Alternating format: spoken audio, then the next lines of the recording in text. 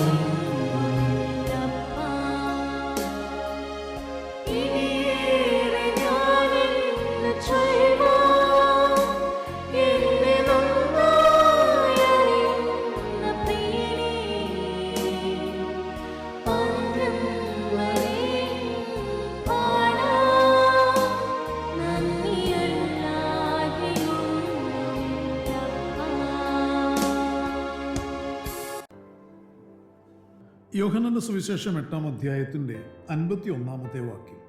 ആമീൻ ആമീൻ ഞാൻ നിങ്ങളോട് പറയുന്നു, എൻ്റെ വചനം പ്രമാണിക്കുന്നവൻ ഒരു നാളും മരണം കാണുകയില്ല എന്ന് ഉത്തരം പറഞ്ഞു. ജീവവചനത്തിന്റെ പ്രഭാത ധ്യാന ചിന്തയിലേക്ക് എല്ലാ പ്രിയപ്പെട്ടവർക്കും സ്വാഗതം. മരണം കാണാതെ ജീവനിൽ പ്രവേശിക്കുന്നവർ എന്നൊരു വിഷയമാണ് നാം ചിന്തിക്കുന്നത്. കുടപ്പിറപ്പുകളെ ദൈവവചനം മുഖാന്തരം ഒരു ദൈവപൈതലിന് ലഭിക്കുന്ന ഉറപ്പ് ഒരിക്കലും ആർക്കും മാറ്റാനാകാത്തതും ആധികാരികവുമായതാണ്. ക്രിസ്തുയേശുവിൽ വിശ്വസിക്കുന്നവർക്ക് ലഭ്യമാകുന്ന ഭാഗ്യമേറിയ പ്രതിഫല വാഗ്ദാനമാണ് മരണം കാണുകയില്ല എന്നുള്ളത്. ലോകത്തിലുള്ള എല്ലാവരോടുമുള്ള ഒരു ദൂതല്ല ഇത്. വീണ്ടെടുക്കപ്പെട്ട ദൈവമക്കൾ, രക്ഷയിൽ നിലനിൽക്കുന്ന, രക്ഷ സൂക്ഷിക്കുന്ന, രക്ഷയിൽ വളരുന്ന ദൈവമക്കൾക്കുള്ള, വചനമനുസരിക്കുന്ന ദൈവമക്കൾക്കുള്ള വാഗ്ദത്തമാണ് ഈ അവകാശം. മരണം കാണുകയില്ല എന്നത് ശാരീരിക മരണത്തെ കുറിക്കുന്നതല്ല, നിത്യമരണത്തെ കുറിക്കുന്നതാണെന്ന് തിരിച്ചറിയണം. ക്രിസ്തുവിൻ്റെ വചനം പ്രമാണിക്കുന്നവൻ മരണത്തിന് പുറംതിരിഞ്ഞു നിൽക്കുന്നവനും ജീവന്റെ പൂർണ്ണതയിലേക്ക് പ്രവേശിക്കുകയും ചെയ്യുന്നവനാകുമെന്നാണ് കർത്താവായ യേശു ക്രിസ്തു നമുക്ക് വാഗ്ദത്തം ചെയ്തിരിക്കുന്നത്. ആമീൻ ആമീൻ ഞാൻ നിങ്ങളോട് പറയുന്നു, എൻ്റെ വചനം കേട്ട് എന്നെ അയച്ചവനെ വിശ്വസിക്കുന്നവന് നിത്യജീവനുണ്ട്.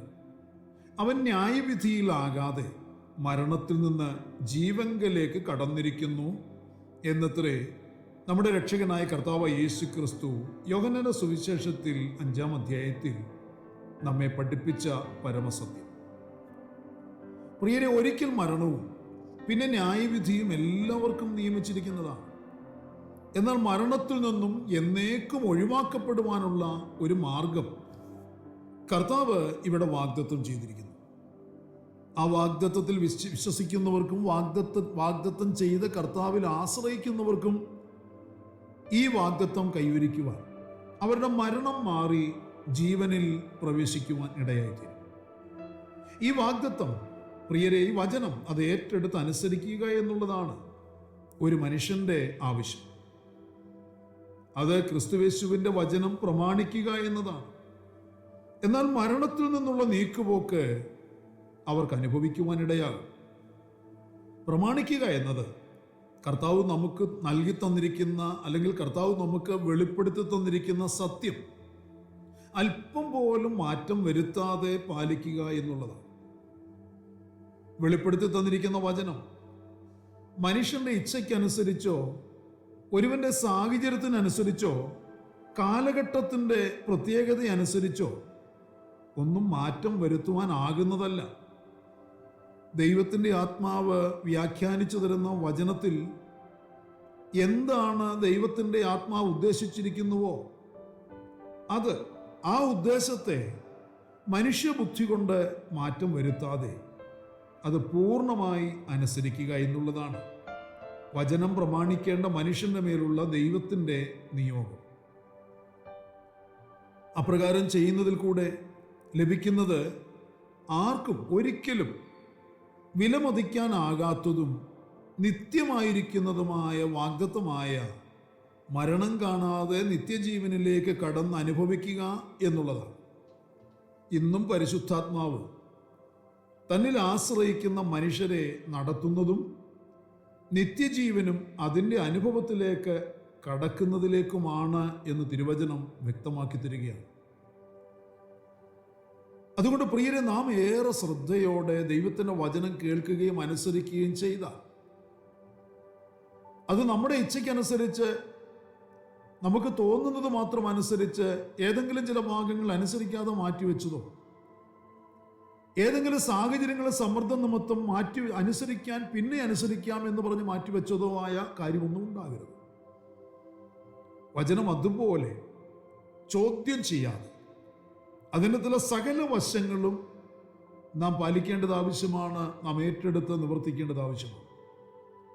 കൂടപ്പിറപ്പുകളെ, കർത്താവിൻ്റെ വചനം പ്രമാണിച്ച് ഈ വാഗ്ദത്തത്തിലേക്ക്, ജീവനിലേക്ക് ക്രിസ്തുവിൽ വിശ്വസിച്ച് ആ നിത്യജീവന്റെ അവകാശത്തിലേക്ക് പ്രവേശിച്ചിരിക്കുന്നവർ എത്രയോ ഭാഗ്യമുള്ളവരും വിലയേറിയവരുമാണെന്ന് തിരിച്ചറിയണം.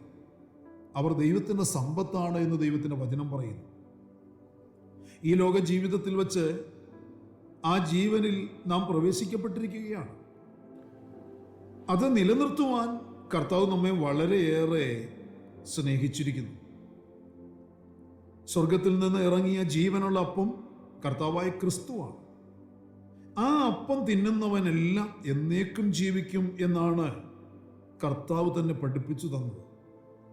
യോഹന്നാന്റെ സുവിശേഷം 3 ഇങ്ങനെ വായിക്കുന്നു: പുത്രനിൽ വിശ്വസിക്കുന്നവന് നിത്യജീവൻ ഉണ്ട്, വിശ്വസിക്കാത്തവൻ നിത്യജീവനെ കാണുകയില്ല. പ്രിയരെ, ഒരിക്കൽ പുത്രനിൽ വിശ്വസിച്ച് ജീവനിലേക്ക് പ്രവേശിക്കപ്പെട്ട അനേകരുടെ വിശ്വാസം തണുത്തുറഞ്ഞു പോയിക്കൊണ്ടേയിരിക്കുന്ന ഒരു കാലഘട്ടത്തിലാണ് നാമും ആയിരിക്കുന്നത്. നമ്മിലും വ്യാപരിക്കുന്ന, നാം കൈവരിച്ചിരിക്കുന്ന, നാം വളർത്തിയെടുക്കുന്ന ആ വിശ്വാസത്തെ നിർജീവമാക്കുവാൻ, ആ വിശ്വാസത്തെ നഷ്ടപ്പെടുത്തി കളയാൻ നമ്മുടെ പ്രതിയോഗിയായ പിശാച് കിണഞ്ഞ് പരിശ്രമിക്കുകയും അതിനുവേണ്ടി നമ്മളെ പ്രലോഭിപ്പിക്കുകയും പ്രേരിപ്പിക്കുകയും ചെയ്യുന്നുണ്ട് എന്ന് നാം വ്യക്തമായി മനസ്സിലാക്കി അവൻ്റെ ആ തന്ത്രത്തിൽ, പിശാചിന്റെ തന്ത്രത്തിൽ കുടുങ്ങാതെ വളരെ ജാഗ്രതയുള്ളവരായി കഴിയേണ്ട കാലഘട്ടം കൂടിയാണ്. ആധുനിക ആത്മീയ മണ്ഡലത്തിൽ വിശ്വാസത്യാഗികളുടെ എണ്ണം വർദ്ധിച്ചുകൊണ്ടിരിക്കുന്നു. ആത്മീയ മൂല്യച്യുതി സംഭവിക്കുന്ന അനേകർ ഇന്ന് പിന്മാറ്റത്തിലായി അവർ മരണത്തിലേക്ക്, നിത്യമരണത്തിലേക്ക് നടന്നെടുത്തുകൊണ്ടിരിക്കുകയാണ്. ആകയാൽ നാം സൂക്ഷിക്കുക. അപകടം നമ്മുടെ മുൻപിലുണ്ട്. അതിനെ ഒഴിഞ്ഞു പോകാനുള്ള വഴി കർത്താവ് നമുക്ക് കാണിച്ചു തന്നിട്ടുണ്ട്. ദൈവവചനം കാക്കുക, അതിന് മാറ്റം വരുത്താതെ പാലിക്കുക. അവരവരുടെ കാര്യസാധ്യത്തിനായും ഇഷ്ടാനിഷ്ടങ്ങൾക്കനുസരിച്ചും വചനം ഇന്ന് വ്യാഖ്യാനിക്കപ്പെടുന്നതിൽ ആ ചതിയിലേക്ക് പിശാച് വലിച്ചിഴച്ചു കൊണ്ടുപോകുന്നവരുടെ എണ്ണത്തിൽ നാം പെട്ടുപോകരുത്, അവരുടെ ഗണത്തിൽ നാം പെട്ടുപോകരുത്. ആകയാൽ സൂക്ഷ്മതയുള്ളവരായി കർത്താവ് നമുക്ക് വാഗ്ദത്തം ചെയ്തിരിക്കുന്ന ആ നിത്യവാഗ്ദത്തം, ആ നിത്യജീവൻ, എന്നേക്കും നിത്യമായി ജീവിക്കുവാനുള്ള അവകാശം നാം പ്രാപിക്കുന്നവരാണ്. അതിനായി ദൈവത്തിൻ്റെ ആത്മാവ് നമ്മളെല്ലാവരെയും ഇന്നും പകലിലും ആഹ്വാനം ചെയ്യുന്നു. അതിനായി ദൈവത്തിൻ്റെ ആത്മാവ് ഇന്ന് പകലിലും നമ്മളെ ബലപ്പെടുത്തുവാൻ, ശക്തീകരിക്കുവാൻ താല്പര്യപ്പെടുന്നു. പ്രാർത്ഥനയ്ക്കായി നമ്മുടെ കണ്ണുകളെ അടയ്ക്കാം. മഹാപരിശുദ്ധനും നിത്യനുമാകുന്ന ഞങ്ങളുടെ സ്വർഗീയ പിതാവേ, അനുഗ്രഹീതമായ നല്ല ദിവസം പ്രഭാതത്തിൽ ദൈവത്തിന് മാറ്റമില്ലാത്ത തിരുവചനം ശ്രദ്ധയോടെ കേൾക്കുവാൻ, ധ്യാനിക്കുവാൻ ഞങ്ങൾക്ക് നൽകി തന്നിരിക്കുന്ന ഈ നല്ല അവസരത്തിനായി സ്തോത്രം. കർത്താവ് ഞങ്ങളെ പഠിപ്പിച്ച, കർത്താവ് ഞങ്ങൾക്ക് വെളിപ്പെടുത്തി തന്ന വചനം പ്രമാണിക്കുന്നവൻ ഏവനും മരണം കാണാതെ നിത്യജീവനിലേക്ക് പ്രവേശിക്കപ്പെടുമെന്ന് വാഗ്ദത്തം ചെയ്തിരിക്കുന്നതിനാൽ ഈ മനുഷ്യായുസ്സിൽ ഞങ്ങൾ ദൈവത്തിൻ്റെ വചനം അനുസരിച്ച് കർത്താവിൽ മാത്രം ആശ്രയിച്ച് മരണം കാണാതെ ജീവനിൽ പ്രവേശിക്കപ്പെടുന്നവരുടെ ഗണത്തിൽ ചേർക്കപ്പെടുവാൻ താല്പര്യപ്പെട്ട ഞങ്ങളായിരിക്കും. അതിനായി ഞങ്ങളെ തിരഞ്ഞെടുത്തിരിക്കുന്നതിനായി സ്തോത്രം. ഇനി ഞങ്ങളെപ്പോലെ അനേകർ ഈ അനുഭവത്തിലേക്ക് തിരഞ്ഞെടുക്കപ്പെടുവാൻ, ഈ അനുഭവത്തിലേക്ക് വന്നു കയറുവാൻ ഇടയാകണമെന്ന് ഞങ്ങൾ ആഗ്രഹിക്കുന്നു, പ്രാർത്ഥിക്കുന്നു. അതിനുവേണ്ടി ഞങ്ങളും പ്രയത്നിക്കുന്നവരും പോരാടുന്നവരുമായി തീരുവാൻ ഞങ്ങളെ സഹായിക്കണമേ. ഇന്ന് പകലിൽ ആത്മാവിൻ്റെ ശക്തി എല്ലാവരുടെ മേലും പകർന്നാട്ട് ഇന്നിൻ്റെ മറുപടികളും വിടുതലും സൗഖ്യവും കർത്താവെ അവകാശമാക്കിയെടുക്കാൻ എല്ലാവരെയും സഹായിക്കണം. മഹത്വം അങ്ങയ്ക്ക്, സകലത ഞങ്ങൾക്ക് വേണ്ടി ജീവൻ തന്നു യേശു ക്രിസ്തുവിന്റെ ധന്യമായ നാമത്തിൽ താഴ്മയോട് അപേക്ഷിക്കുന്നു. ദയതോന്നി കേൾക്കുമാറാകണമേ. ആമേൻ. പ്രിയ വചനങ്ങളാൽ കർത്താവ് എല്ലാവരെയും അനുഗ്രഹിക്കട്ടെ. നമ്മുടെ വാഴ്ത്തപ്പെട്ട കർത്താവിൻ്റെ വരവടുത്തിരിക്കുന്നതിനാൽ അവൻ്റെ വരവിന് വേണ്ടി നമുക്ക് ഒരുങ്ങി കാത്തിരിക്കാം. മാറാനാഥ.